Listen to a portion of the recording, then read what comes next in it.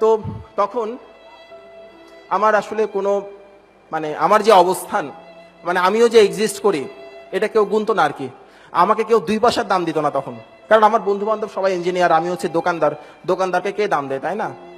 এমনও হয়েছে ভাই, ইফতার পার্টি হচ্ছে, আমাকে কেউ ফোন করে নাই ইফতার পার্টিতে আসার জন্য, কারণ সবাই বলতো ও তো দোকানদারি করে, ও আমাদের সঙ্গে দরকার কি।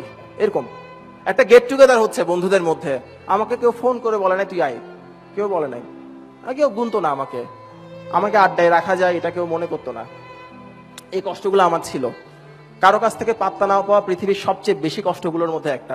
যারা এই কন্ডিশনের মধ্যে যান নাই তারা বুঝতে পারবেন না যে পাত্তা না পেলে আসলে কেমন লাগে। আপনার কোনো পৃথিবীতে আপনার কোনো দরকার নাই, এই অনুভূতিটা খুব কষ্টের, খুব কষ্টের। এই ব্যাপারটা ছিল। আর লোকজনের কথা তো নাই বললাম। যখন আপনি কষ্টে থাকবেন, যখন আপনার যন্ত্রণা থাকবে, তখন আপনাকে 2টা ভালো কথা যারা বলবে তাদের সংখ্যা আপনি হাতের করে গুনতে পারবেন, 1জন 2জন। আর তো মনে পড়তেছে না আর কেউ ভালো কথা বলছিল আমাকে এরকম। কেউ তখন ভালো 2টা কথা বলে না। আমরা যখন রাস্তায় পড়ে যাই তখন আমাকে সবাই বলবে এই সর, আমি হাঁটবো। 2-1জন মাত্র পাবেন যারা আপনাকে হাতটা বাড়াই দিবে, পড়ে গেছো উঠো, আবার দাঁড়াও, তুমি পারবা, চেষ্টা করো। এই কথাটা কেউ বলে না। তো আত্মীয় স্বজন বলেন বা পাড়া প্রতিবেশী বলেন, ওরা এসে এসে আমার আব্বা আমাকে কথা শোনাতো, বড় বড় কথা শোনাতো।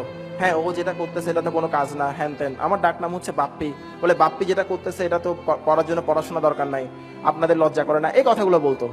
তো বাবা মা তো খুব সফট হার্টেড মানুষ, ওরা কান্নাকাটি করতেন এই কথাগুলো শুনে। আমাকে বলতেন না কেউ খুব একটা, বাবা মাকে বলতেন, কারণ ওরা জানে কোথায় বললে কাজ হবে। ওই জন্য আব্বু আম্মুকে শোনাতো। আর বাবা মা যেটা করতো, চোখের পানি ফেলতো, আমাকে বলতো যে বাবা তুই একটু ডিগ্রিটা কমপ্লিট কর, লোকজনের তো অনেক বড় বড় কথা শোনাই, আমরা তো লজ্জায় মানুষকে মুখ দেখাতে পারতেছি না। তবে আমার মুখ দেখাতে অসুবিধা হতো না, আমি দেখাতে পারতাম। আব্বু আম্মু দেখাতে সমস্যা হতো। আমি মুখ দেখাতে পারতাম, গিয়ে লোকজনকে সালাম দিতাম, সালাম দেওয়ার পর ওরা কেমন কেমন করে তাকাতো, তখন খারাপ লাগতো, আর না হলে অসুবিধা হতো না। তো এই দুনিয়ায় সবচাইতে কষ্টের দৃশ্য হচ্ছে যখন দেখবেন আপনার আব্বা আম্মা চোখের পানি, এবং সেই চোখের পানির জন্য দায়ী হচ্ছে আপনি। আমি সেই কষ্টের মধ্য দিয়ে আসছি। আমার জন্য আমার আব্বা কান্না করছে, আমাকে জড়াই ধরে কান্না করছে, এটা আমি ভুলবো না। খুব কষ্টের, এই ফিলিংসটা খুব কষ্টের। তখন একটা সময়ে, ওই সময় আরেকটা ঘটনা ঘটছিল, এটাও আমার লাইফের মোড় ঘুরায় দেওয়ার জন্য অনেক হেল্প করছে। চুয়েটে ওই সময় একটা রিউনিয়ন হয়েছিল, পুনর্মিলনী। তো সেই, আচ্ছা আমি একটু বলি, আমি আমার এই পার্সোনাল এক্সপিরিয়েন্সগুলোকে শেয়ার করবো নাকি এগুলো স্কিপ করে যাব? ওকে। একটা রিউনিয়ন হচ্ছিল, এরকম একটা স্টেজ। চুয়েটের কে আসো ভাই এখানে? তোমরা কি ছিলা ওইটাতে? ওই অনুষ্ঠানে ছিলা? ওকে, রিকল ইট, মনে করার চেষ্টা করো। তো রিউনিয়ন হচ্ছিল, এবং সেই রিউনিয়নে মোটামুটি মানে অনেক কাজই আমি করে দিছি। আমি প্রোগ্রাম অর্গানাইজ করতে পছন্দ করতাম, হ্যাঁ ভালোবাসতাম, কালচারাল কাজ করতে খুব ভালোবাসতাম। তখন আমি স্যারের কাছে প্রজেক্ট ক্লিয়ার করতেছি আর কি, স্যারের কাছে প্রজেক্টের জন্য যাচ্ছি, দেখা করতেছি এরকম। তো ওখানে একটা পার্ট ছিল এরকম, আমি তো 2002 ব্যাচ চুয়েটে, হ্যাঁ 2002 ব্যাচ আমি। তো 2002 ব্যাচে যারা পাস করছে চুয়েট থেকে, তারা সবাই স্টেজে উঠবে, দাঁড়াবে, দাঁড়িয়ে কে কি করতেছে, কোথায় আছে এটা একটু বলবে, যে আমি এই চাকরিতে আছি, আমি অমুক জায়গায় আছি, এটা একটু বলবে। আমাকে বলা হলো তুমি গিয়ে দাঁড়াও ওদের সঙ্গে। তখনও তো আমি প্রজেক্ট ক্লিয়ার করি নাই, ডিগ্রি কমপ্লিট করি নাই, আমি কিভাবে দাঁড়াবো? তা আমি আমার স্যারকে বললাম, যিনি সুপারভাইজার স্যার ছিলেন, তাকে বললাম স্যার আমাকে এই অংশটা থেকে ক্ষমা করেন স্যার, আমি এটা বলতে পারবো না। বলে কেন, অসুবিধা কি, তুমি যাও স্টেজে যাও, গিয়ে বলো আমি পড়াশোনা করছি ইন্টারমিডিয়েট পর্যন্ত, এখন ব্যবসা করি, এটা বলো, গিয়ে যাও। বললাম স্যার এটা কিভাবে বলবো, সবাই স্যার ছোট ভাই বোনরা বসে আছে সামনে, জুনিয়র স্যার সবাই আমার। বল না না না, বলো বলো যাও। তখন আমি স্যারকে হাত জোর করে বললাম স্যার আমাকে ক্ষমা করেন, আমি তো স্যার সব কাজই করে দিয়েছি অনুষ্ঠানের জন্য, এটা স্যার, স্যার প্লিজ। তখন স্যার খুব গম্ভীরভাবে বললেন তুমি স্টেজে উঠো, গিয়ে কথা বলো, এটার মধ্যে মার্কস আছে, যোগ হবে। স্যার বলে it's a part of your project, go go businessman, এভাবে বলছিল আমাকে। আমি কি করব, গেলাম। এত কষ্ট লাগতেছিল। সবাই ধরেন বিভিন্ন জায়গাতে আছে, অনেকে গ্রামীণ ফোনে জব করে, অনেকে এরিকসনে জব করে, অনেকে বেসরকারি বিশ্ববিদ্যালয়ে শিক্ষক, বিভিন্ন জায়গায় পড়াচ্ছে, বিভিন্ন কিছু করতেছে, ভালো ভালো কাজ করতেছে। আমি তো এখনো মানে অনার্সই শেষ করি নাই, আমি কি বলবো। তখন মনে হচ্ছিল ওই মাইক্রোফোনটা আমার কাছে আসার আগে যদি আল্লাহ আমাকে তুলে নিত, যদি ঈশ্বর আমাকে ওই মুহূর্তে মৃত্যু দিতেন, আমার চাইতে খুশি কেউ হতো না। তো মৃত্যুর একটা সিস্টেম আছে, সিস্টেম হচ্ছে যখন আপনার ওই মৃত্যু সবচাইতে বেশি দরকার, তখন আপনি সেটা পাবেন না, এটা হচ্ছে মৃত্যুর সিস্টেম। তো আমারও মৃত্যু আসে নাই, মৃত্যুর পরিবর্তে মাইক্রোফোন চলে আসছে হাতে। তো মাইক্রোফোন ধরে এখন খুব হাসতেছি, তখন খুব কষ্ট লাগছিল, ওই সময় ফিলিংস বোঝানো যাবে না। মাইক্রোফোন ধরে আমি যে কথাটা বলছিলাম সে কথাটা ছিল এরকম, সবাই কোনো কিছু করা বলতে যেটা বোঝায় আমি তেমন কিছু করছি না, তবে তেমন কিছু করার জন্য চেষ্টা করছি, আপনারা আমার জন্য দোয়া করবেন। এটা বলে পাশের জন্য হয়তো মাইক্রোফোন দিয়ে দিচ্ছেন। কারণ আমি বিজনেস করি, ব্যবসা করি এটা বলার তো মানে বললেও কেউ শুনবে না এরকম আর কি।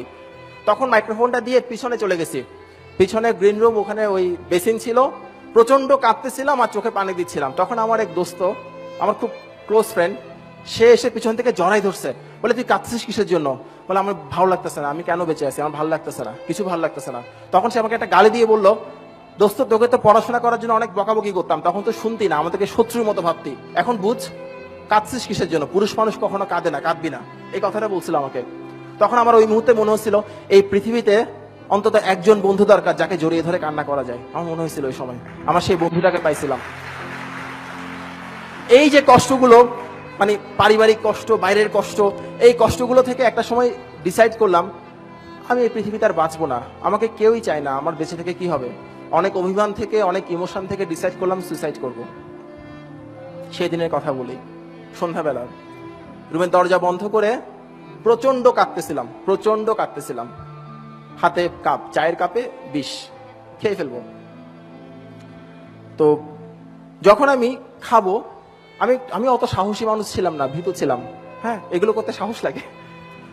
যখন খাবো ভাবতেছি, তখন প্রথম যে চিন্তাটা আসছে সেটা হচ্ছে এটা খাওয়ার পর যদি আসলেই মরে যায় তখন কি হবে। এটা হচ্ছে প্রথম চিন্তা। তখন নিজেকে বুঝালাম, আরে গাধার বাচ্চা গাধা, তুই তো এটা মরার জন্যই খাচ্ছিস, খেয়ে ফেল, এরকম। তখন ভাবতেছি মৃত্যুর সময় খুব সম্ভবত অনেক লোকই ভাবে মৃত্যুর পরে কি হবে, এটা অনেকে ভাবে, আমিও ভাবছিলাম যে মৃত্যুর পরে আসলে কি হবে। চোখ বন্ধ করে দেখলাম আমার আম্মা অনেক কান্নাকাটি করবে, প্রচুর কাঁদবে আমার আম্মা। আমার বাবা লয়ার, উনি কোর্ট থেকে দৌড়ে চলে আসবে, উনিও কান্নাকাটি করবে। আমার ছোট ভাই একটু ফাজিল টাইপের, সে আব্বার দিকে তাকাবে, আম্মার দিকে তাকাবে, কাউকে শান্ত করা যাবে না দেখবে, এরপর সে একটু চিন্তা ভাবনা করে নিজেও কান্নাকাটিতে যোগদান করবে, এরকম কিছু একটা হবে।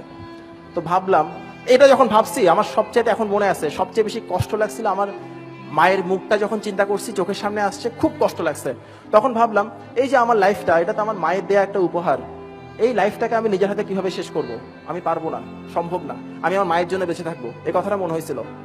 তখন মনে হয়েছিল আচ্ছা আমি যদি বেঁচেই থাকি তাহলে আমি কি হবে বলেন তো, আমার বন্ধু বান্ধব সবাই কতদিন হয়ে গেছে চাকরি বাকরি করতেছে, অনেক দূর চলে গেছে, ওদের কাউকে আমি ছুঁতে পারবো না, ওদের সমান হতে পারবো না, আমার কি হবে? আমি ভালো স্টুডেন্ট ছিলাম এক সময়, আমি এখন কোথায় আছি, কি অবস্থায় আছি, আমার কি হবে? তখন আবার ভাবলাম আচ্ছা ঠিক আছে, অসুবিধা কি, আমার বন্ধু বান্ধব সবাই সমাজের উজ্জ্বল নক্ষত্র হয়ে বেঁচে আছে, অসুবিধা নাই, অন্য 10 জন উজ্জ্বল মানুষের মতো না হোক, একেবারে অনুজ্জ্বল মানুষ হয়ে একটু বেঁচে থেকে দেখি না কি হয়, আমি নোবডি হয়ে বেঁচে থাকবো, অসুবিধা নাই। আমি সেই দিন শুধুমাত্র বেঁচে থাকার সিদ্ধান্ত নিয়েছিলাম বলে আপনাদের সামনে দাঁড়িয়ে কথা বলতে পারছি, আর কোনো কিছুই না।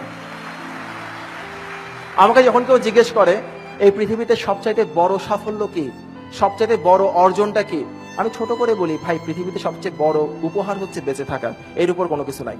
আপনি বেঁচে থাকলে অনেক কিছু পাবেন, কোনো সমস্যা নাই।